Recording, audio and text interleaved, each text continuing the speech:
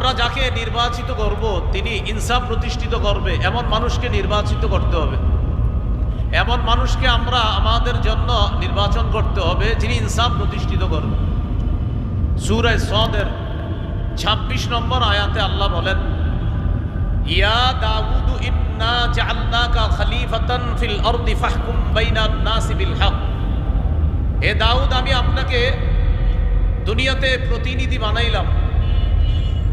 ফাহকুম বাইনান নাসি বিল হক, মানুষের মাঝে ইনসাফের সাথে আপনি বিচার করেন। দাউদ নবী ক্ষমতা পেয়ে প্রশংসা করল কার? সুলাইমান নবী ক্ষমতা পেয়ে প্রশংসা করল কার?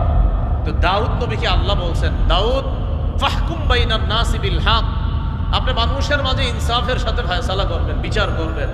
এটা হলো আমাদের যিনি প্রতিনিধি হবে তার ২ নম্বর গুণ হবে এটা। সহিহ বুখারীর বর্ণনা ৬৭৮৮ নম্বর হাদিস।